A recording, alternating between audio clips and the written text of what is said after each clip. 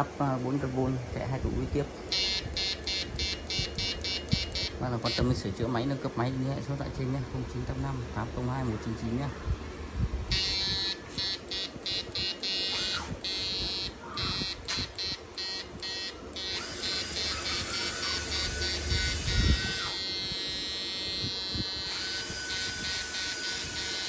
Dòng DMT này giật rất là hẹp, không được rộng như yêu cầu khác đâu.